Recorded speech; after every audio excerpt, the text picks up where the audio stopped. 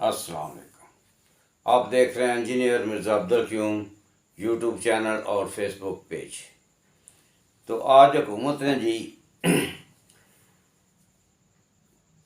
अपना इत्तेहादी जमातों का इजलास बुलाया, उनसे कमिटमेंट की और कुछ उनसे अपना कोई एक्ट पास कराने के लिए गुफ्तगू की, सबको राज़ी किया और पार्लियामेंट का इजलास बुलाया और चंद मिनटों में तरमीम 3-4 तरमीम एक्ट में तरमीम पास कर ली।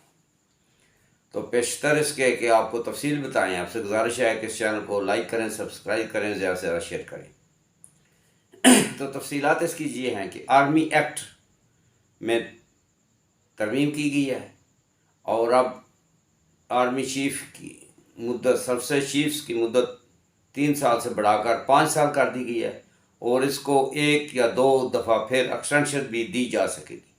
इसका मतलब कि ताउम्र ताहयात आर्मी चीफ को आप रख सकते हैं, उसमें उम्र की कोई कैद नहीं है।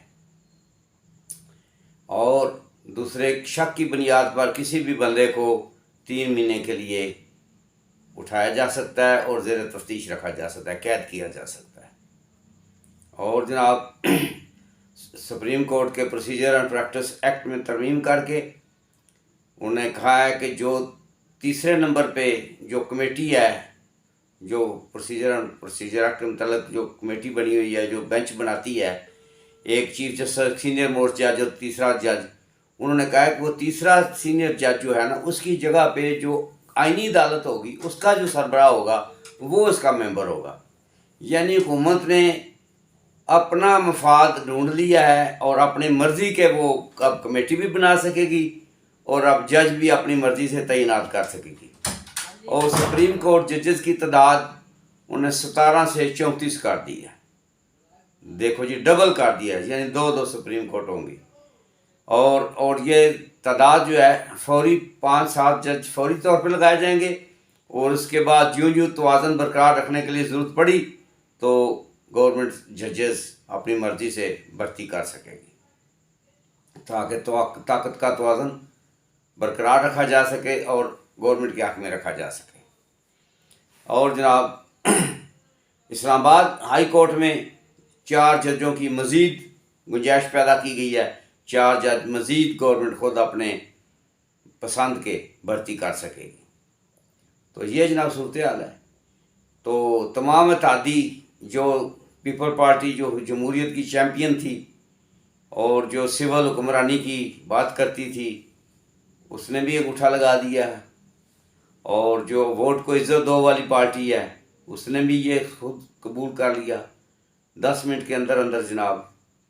और सिर्फ पीटीआई इसमें बहुत वावेला करती रही, लेकिन आखिर में वावेला कुछ काम ना आया। हुकूमत में अपनी मर्ज़ी की बिल एक्ट पास करा लिए और फजल रहमान साहब ने बहुत चीखे चलाए। उन्होंने कहा कि हम इसको नहीं मानते, ये 26वीं आईनी तरमीम की तौहीन है, ये इसके मतलब उसके आड़ में हमसे कुछ पास कराया था, अब ये उसको तरमीम को अपनी मर्ज़ी से तोड़ मरोड़ के उसमें एक्ट बना के उसमें दाखिल कर रहे हैं। तो ये अपनी मर्ज़ी कर रहे हैं, हम इसके तौर एहतजाज करेंगे और सड़कों पे आएंगे। पीटीआई ने भी कहा हम सड़कों पे आएंगे। लेकिन देखना ये है कि अगर पीटीआई 26वीं तरमीम पे कुछ ना कर सकी तो अब क्या करेगी। तो अब देखें कि पीटीआई को बिल्कुल ख़त्म करने का प्रोग्राम जो है ना वो गवर्नमेंट ने पक्का कर लिया है और अब इनको खामोशी से ये सब कुछ बर्दाश्त करना पड़ेगा। ठीक है, तो ये जनाब सूरत हाल है। तो अब देखें कि जमहूरियत नाम की जो है ना वो बराए नाम ही होगी और सिविल मार्शल आई समझे इसको। तो ये सूरत हाल है, ये जमहूरियत है, ये बिलावल की जमहूरियत है, ये बेनज़ीर की वो डेमोक्रेसी है। ये जो क्लेम करते हैं कि जी जुल्फ़िकार अली भुट्टो साहब ने आइन बनाया, ये आइन का हुलिया किस तरह पीपल पार्टी वाले खुद शामिल होकर बिगाड़ रहे हैं।